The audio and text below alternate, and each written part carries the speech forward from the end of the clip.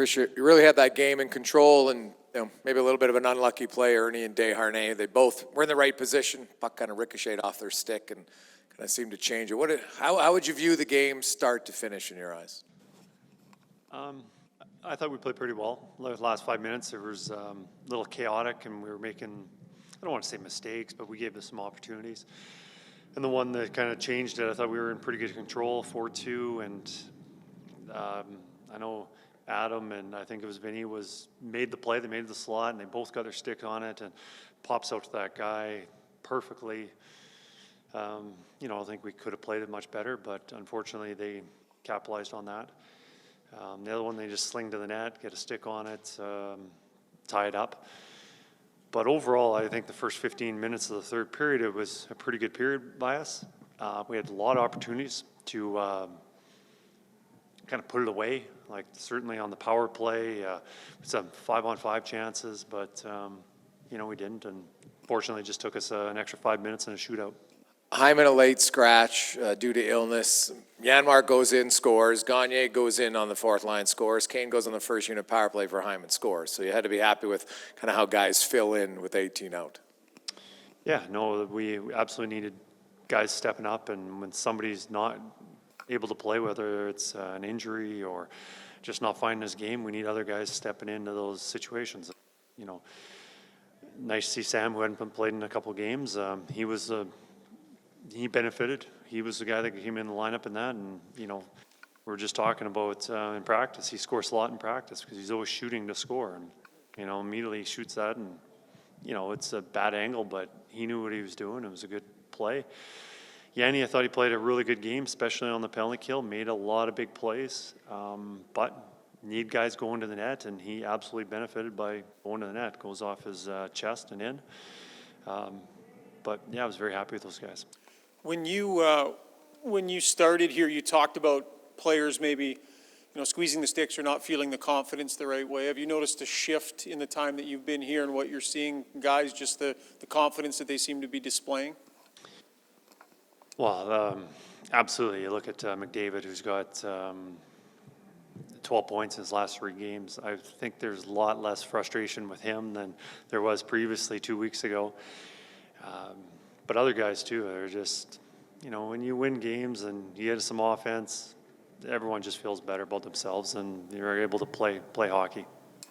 When your team is killing penalties as well as it is right now, the obvious is you're not letting in goals, but how much does that help just the overall feeling of the game? I think the good teams always have confidence when you want to play freely and not always worry about, am I going to take a penalty? And I just find the best teams typically have good penalty kills. They can kill and they defend really well 5-on-5. And right now, the last 3 games, I thought we've done a pretty good job of that, and we have to continue doing that. Kris, when a little bit of adversity hits, like the lead getting chipped away at and they tie it up, have you noticed a difference in how your group is responding on the bench, maybe a little bit, as opposed to a couple of weeks ago where things weren't going in your favor? Absolutely, I have. There's guys were positive on the bench. It was, don't worry about it. We're still going to get the 2 points. Let's continue to play hockey. So I don't think I would have heard that earlier when I first came here. But when you get a couple wins and you start playing good hockey, and sometimes things just don't go your way. And like I said, in the third period, I thought we should have been able to pull away. Didn't happen. They just still believed in it, which was nice.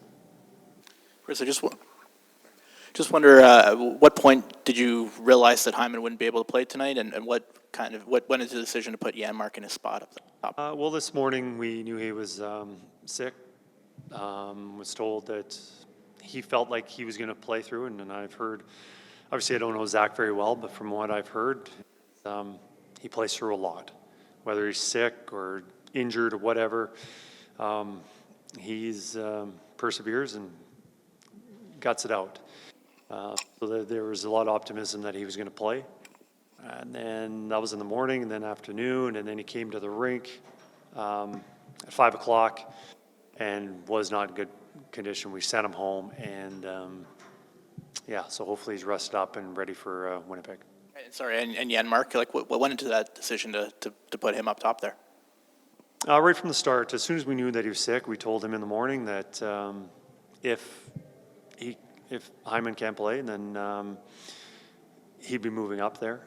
And obviously I haven't seen him in that situation. From what I've heard is he's a guy that can play with skill. He's, obviously had a big role when he was with Dallas, playing on the top role. I believe he scored 19 goals that season.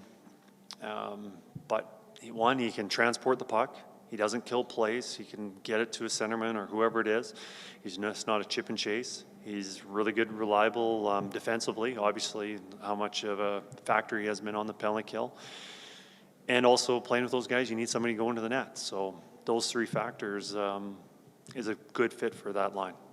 Kris, Hyman's role is in front of the net, but you have a pretty good backup in Vander Kane. Most teams don't have that. So do you really see much drop off when on the power play when Zach does not play? With Kane there. Two excellent options, absolutely two excellent options, and it all mostly comes down to looks on your power play. If you want a lefty or a righty, and what are the low plays, and I think that's probably the biggest difference. I think they're both excellent options, and they kind of do things a little bit differently, but a lot of teams don't have that option on their first unit to have either one of those guys. We fortunately have two options. And what have you noticed with Paul Coffey on the bench? Is he talkative? Does he talk to the defenseman all the time? Or does he sit back and watch? I'm so focused on my forwards, I'm not sure what's going on. I think there is a lot of talking. I think the players like the communication that he's providing, whether that's in the meetings in the morning, showing them stuff, or just, I know he spends a lot in the dressing room sitting beside a player, just talking to him about his game or what's going on in his life. I don't know, I think the defense feel comfortable with him and they want to play hard for him.